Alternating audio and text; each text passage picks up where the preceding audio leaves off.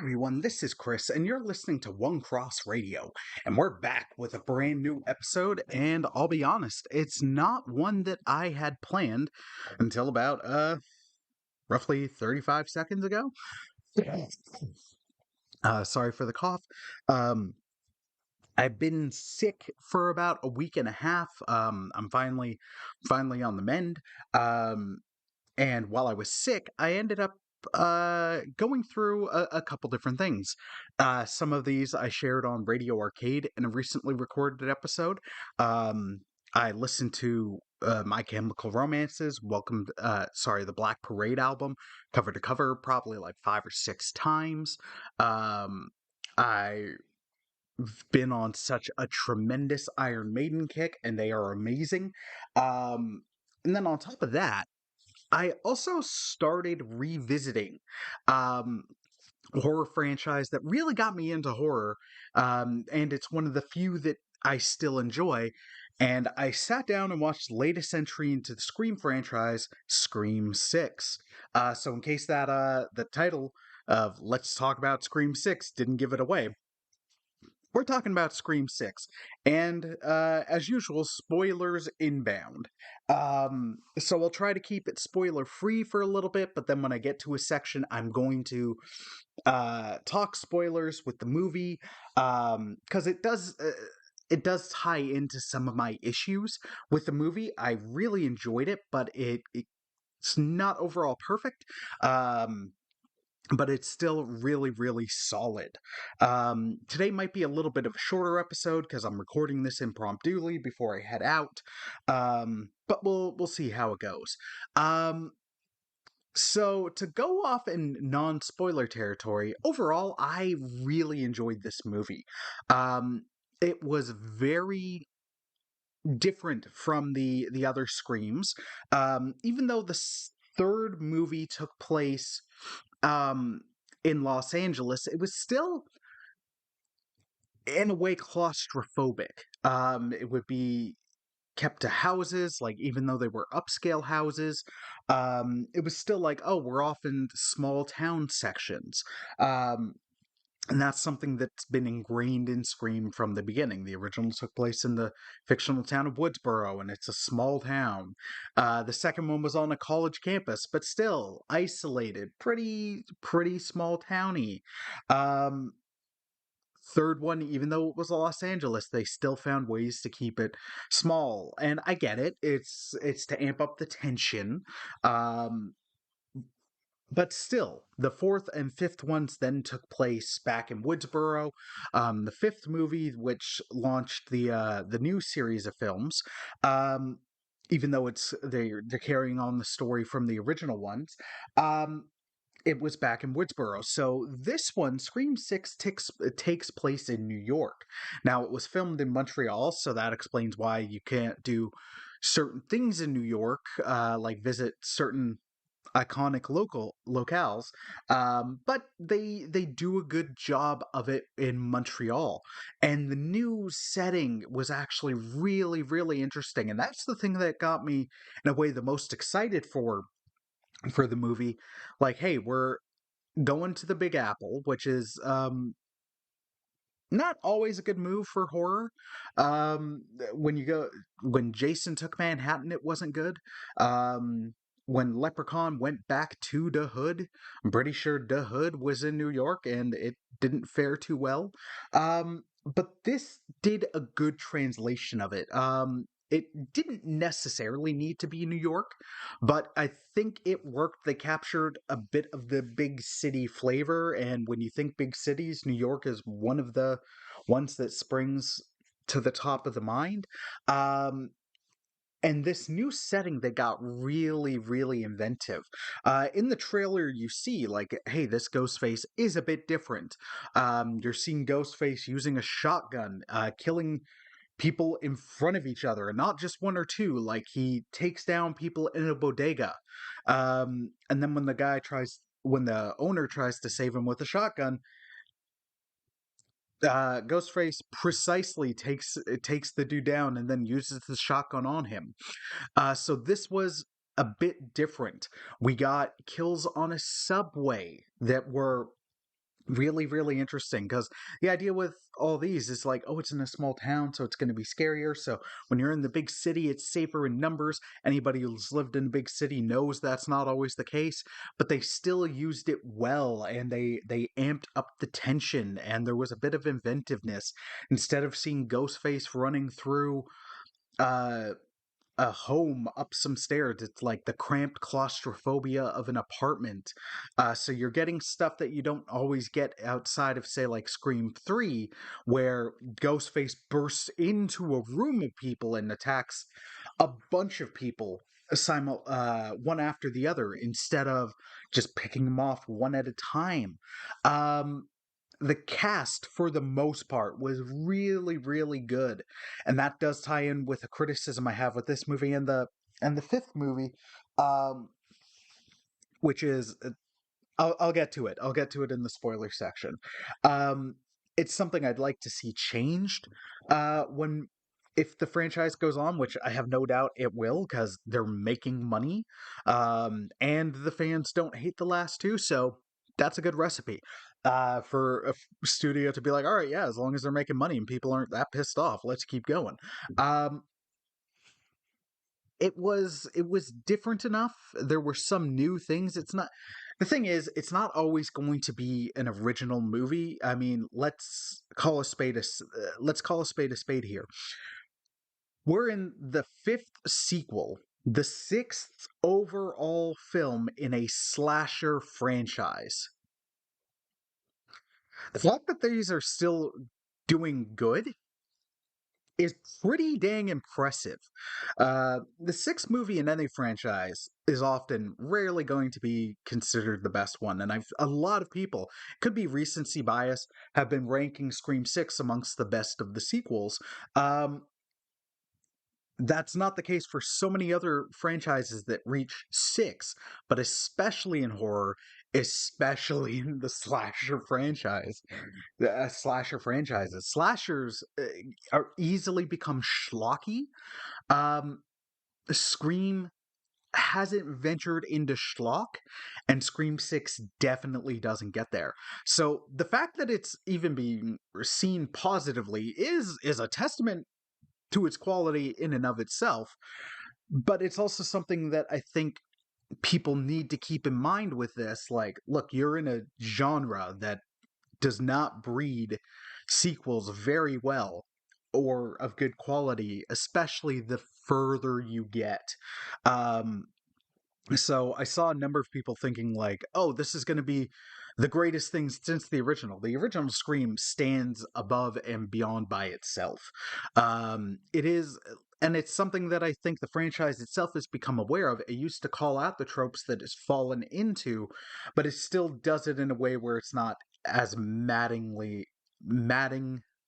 maddening, there we go, I can words, or frustrating as it could be.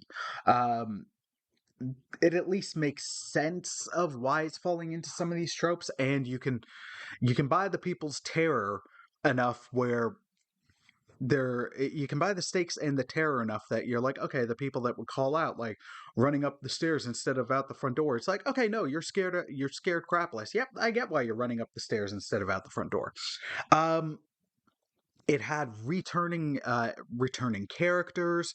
um Courtney Cox was back as Gail Weathers, and uh, Hayden Pentriette. I butchered her last name, but she was Kirby in Scream 4, Thought Dead. She's back in this one, and she was a welcome addition. It was really cool to have her back.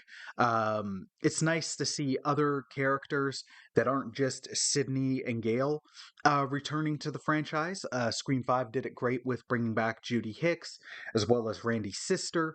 Um, it's nice to see it be a bit more fleshed out. So having Kirby come back is great, and Hayden was excellent in Scream 4. She was great in Scream 5, in Scream 6, and I'd enjoy seeing her again.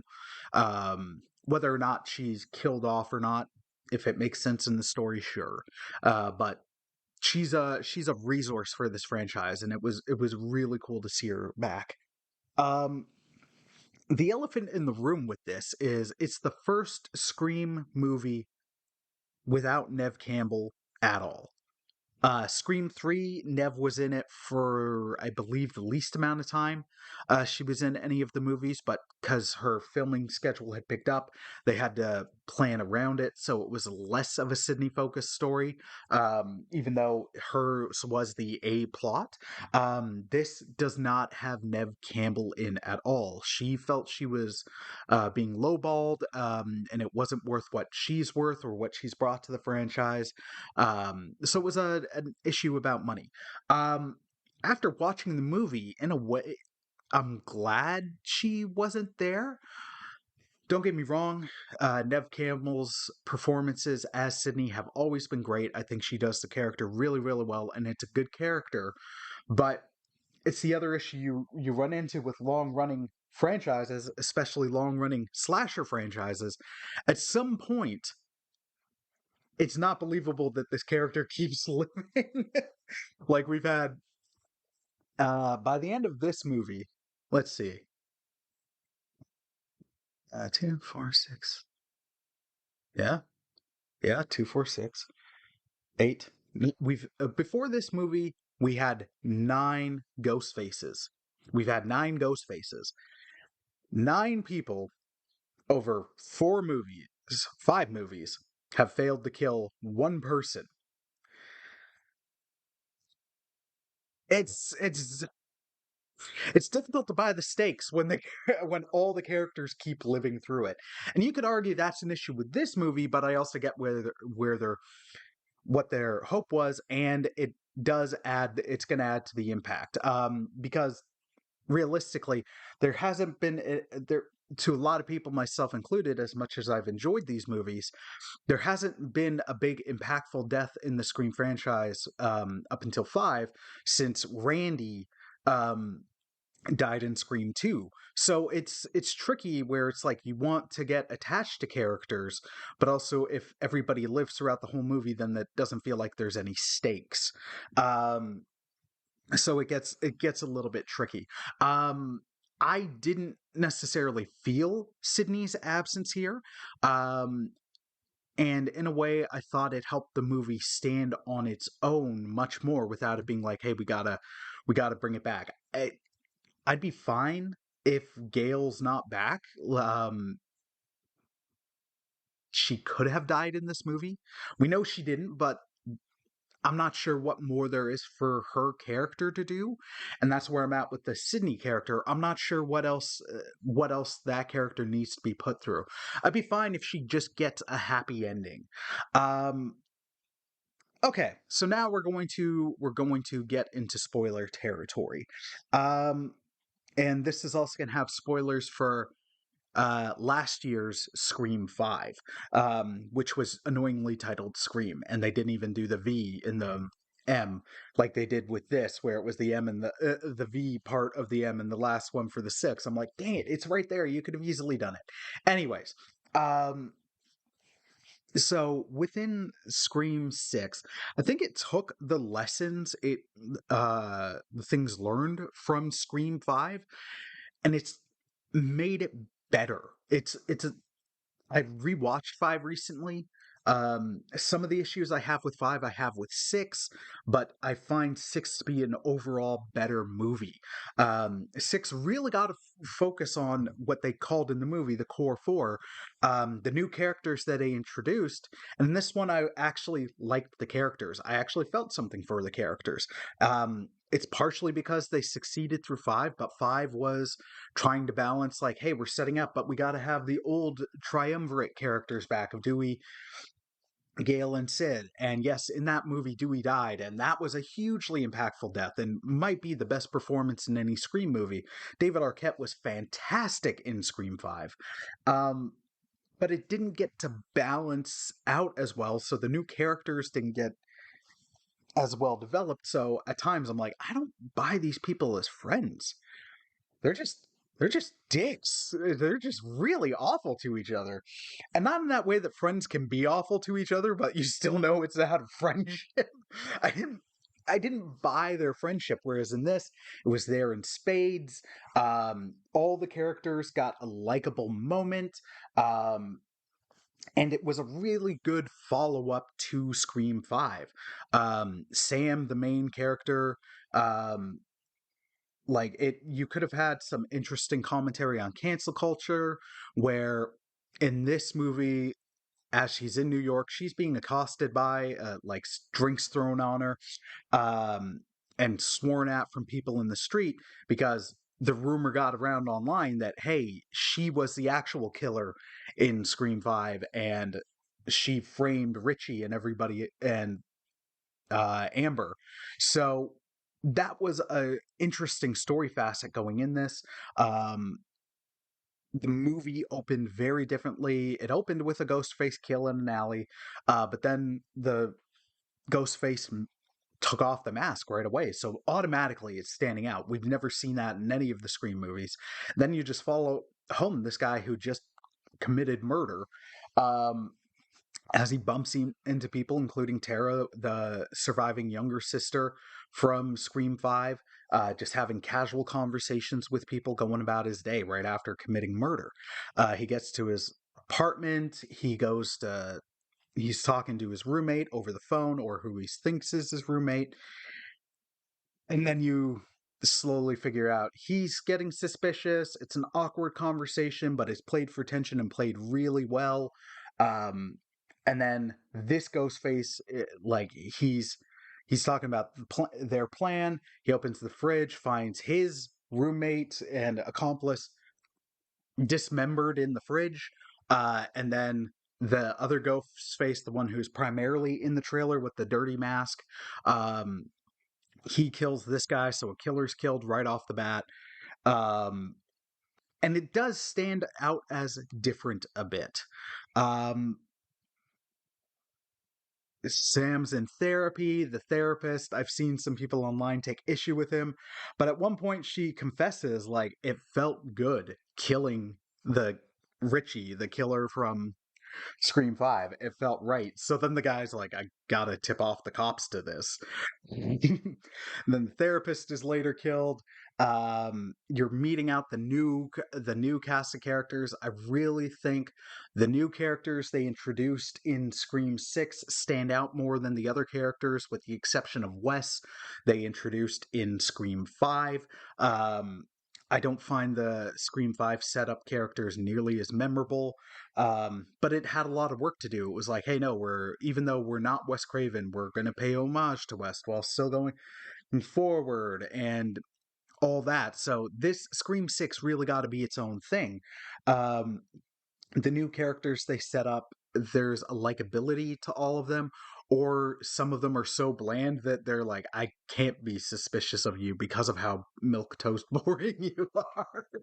Um, and then they're bringing back Kirby and Gale. Of course, Gale is scarred from uh, Dewey's death in the last film. Also, the sisters take issue with Gale because Gale was like, I'm never going to publish a book about this. And of course, she did. So you get that scene from a nice homage to the Sydney punching Gale from Scream 1 and Scream 2, where Sam goes to punch Gale, Gale sidesteps it, and she's like, I've learned from the. And then Tara punches her in the face, and it's funny.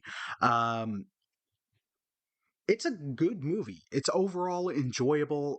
It has a great emotional kill, an absolutely great emotional kill with a character that they've only introduced in this movie.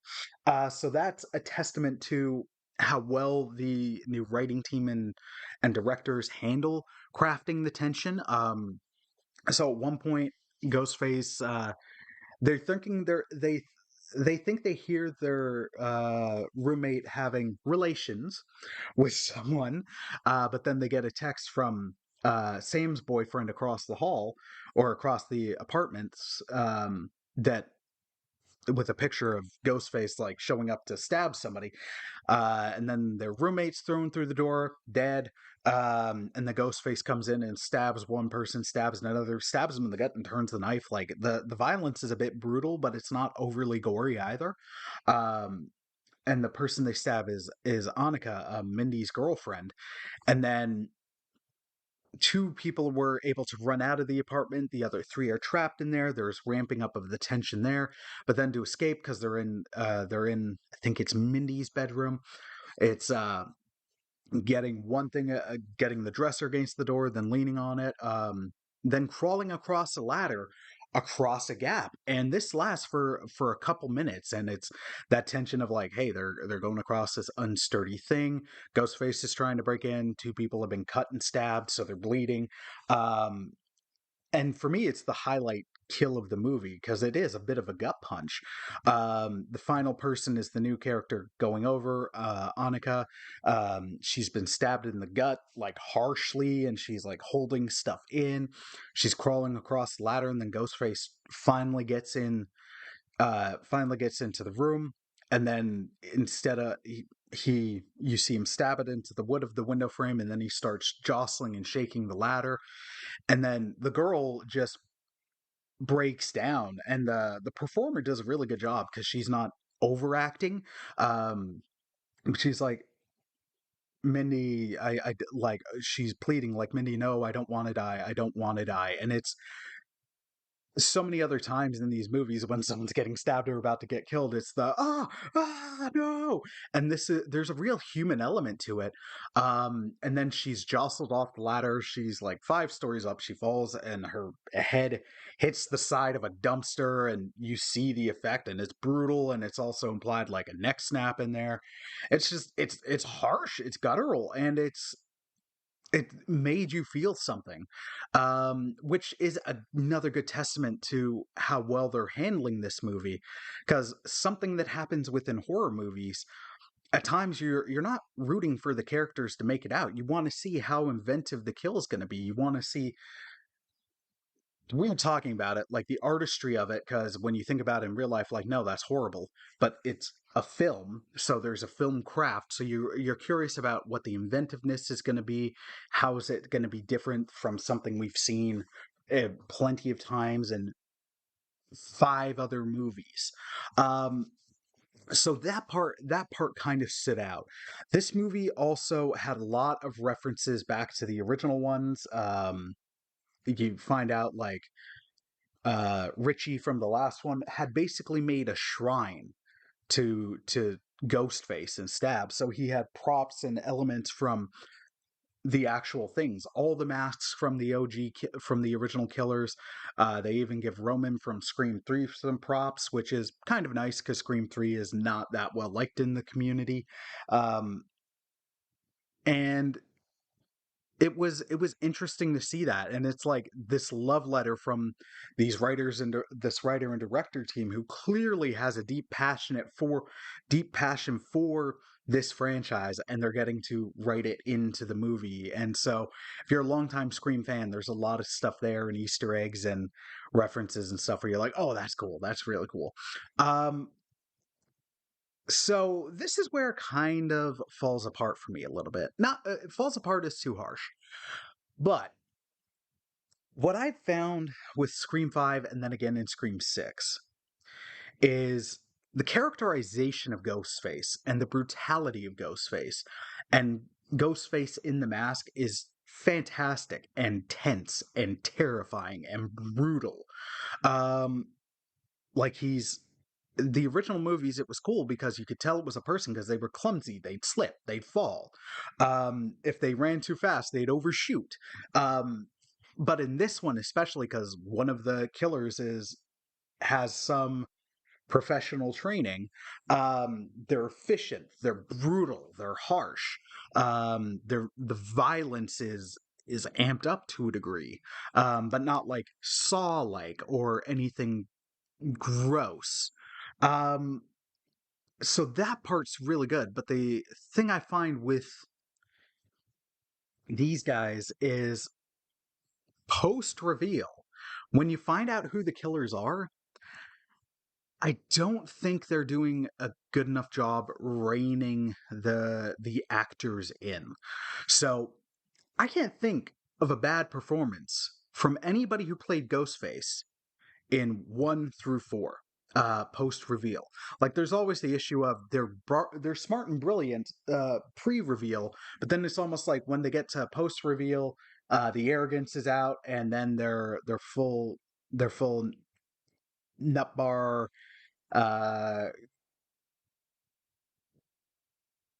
Fruity Pebbles, like off the rocker. Like the things that they did earlier, where they didn't make the mistakes they're now making. But the performances, yes, you could say were heightened, but they never got into campy or hammy territory. Um, you saw a bit of that in Scream 5, but especially in Scream 6.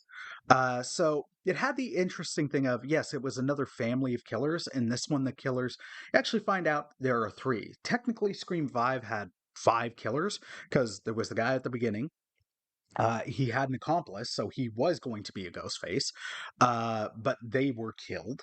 But then you get this great scene in the theater, um, in this ghost face shrine theater, where you actually see two ghost faces on in the mask on screen at the same time, and Chad gets stabbed like 20 times. Somehow he lives. That's the other thing. That's another fair enough complaint, but it's one I get because now it's like you have this attachment to Chad and Mindy, and Chad and Tara started having feelings for each other in this movie.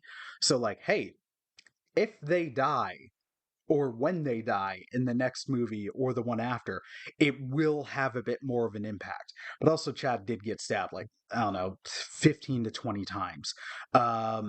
It was an impressive visual, but him basically sitting up and giving a thumbs up off a stroller off a gurney stroller, whatever you want to call it, at the end was, it's a little bit weird. Strains the believability a little bit, especially because um, I've watched five, four, and three, and in the earlier movies, you at points had people dying off of one stab. In five, Chad got stabbed like seven times, and in this, he got stabbed like 15 times. Somehow, this guy's still going. But he's Cuba Gooding Jr.'s son, so maybe it's the Gooding genes. Um, so aside from that, where it's like, yeah, it's amped up, the brutality is amped up, but then if people aren't dying as much, it doesn't have that. That can be a nitpick, but you got Dermot Mulroney, who can be a really good actor. He can be a really, really good actor. He's You find out like the two ghost faces are Richie's brother and sister, who one was Quinn, the roommate who was evidently killed earlier in the movie, and then the other one is Ethan, who was her brother. They didn't know, and he was the boring milk and toast character who was so plain that you couldn't suspect him almost. And then Dermot Mulrooney, the police officer detective they've been working with throughout the movie. So then you're like, okay, that makes sense. The Ghostface so brutally efficient. He's had police training. He's had tactical training. Um, but once you got to the reveal, everybody started getting hammy, and they didn't anyone who was the killer started playing it too big, and they didn't rein them in enough. And for me, that took me out of any tension that was there was like, I'm thrown off because the performances here. Everybody else is doing a really good job. Like Sam's doing a heightened one. She's also tapping into that, like, is she going to become a killer because she's Billy Loomis's daughter? um and like having some chilling and cold lines and really good facial expressions. But everybody else is kind of amping it up, and it's hammy. Uh, and it makes it hard to take. A comparison I'd make is Ian McDermott playing Palpatine in any other movie except Revenge of the Sith. He's reined in a bit. Revenge of the Sith, his voice at points was all over the place. His facial expressions got really weird, and it took you out. He's fantastic as Palpatine, but there's bad moments of performance in that. Even in the much maligned Rise of Skywalker, his performance as Palpatine is fantastic. You're not getting good, or sticking your tongue out, weird face, like just hammy. Unfortunately, all three killers post reveal start being Ian McDermott in sections of Revenge of the Sith. And it's quite hammy, and it's like, no, no. And just, I don't know what or if they felt it was fine in the moment of it. But especially after watching some of the earlier movies where you're like, yeah, this could go incredibly hammy, and seeing how Wes Craven somehow navigated that, where you're like, no, I still buy the tension, even though this is getting ridiculous. Um, I still buy the character and the performer, and I'm actually in the scene and not being taken out of it. That's something that this team needs to work on. It's because up until that point, I think the movie's firing on all cylinders. Not that it takes me out, like ruins the movie for me. It doesn't. It just I'm in, and then I'm a bit separated from it, so it takes me out a bit. And the performance, especially with Dermont, is not laughably bad, but it's not good. It's not good. And then when that's bad, you're like, why are you reacting this way? Like, I can't. If your acting's not selling me on your character's motivations, like your facial expressions, your vocal inclinations aren't informing me why you're now doing the dumb things that you're doing. I'm I don't have a justification, and my suspension of disbelief is gone. Now I'm like, no, this is so stupid. Why you've got a gun and you're just running at her and she's running at you? Like, dude, you've been trained as a police officer. You know how to shoot. Um, but it's like not even good unhinged. It's just hammy. So aside from that, I'd be remiss if I didn't call that part out. Aside from that and the nitpick of Super Chad, Scream 6 is overall a really, really good movie. I might do another episode down the line looking at the franchise as a whole. I'm a bit more of a defender of Scream 3. Um, Weirdly enough, I even though it's not my favorite of the original three, just like Dark Knight Rises isn't my favorite of the three Nolan Batman films. Um, it does share some of the Dark Knight Rises strengths, and that it's a really good story wise. It's really good as a trilogy capper. It's really good as a final chapter of a trilogy. So I might at some point do a further Scream episode and rank the films and all that. But I just kind of wanted to talk about Scream 6 before I do other disasters or Star Wars stuff or anything like that. And I felt like doing an episode today because, well, why not? And I don't do horror that much, so hopefully this change of pace was interesting for you. Anyways, if you've seen Scream 6, let me know your thoughts. I'd love to hear them. If you haven't, I would recommend it. It's an enjoyable film. Is it perfect? No. Is it as good as the original? No. Is it a really good sequel? Yes. Is it better than it has any right to be as the sixth film in a slasher franchise? Oh my gosh, yes.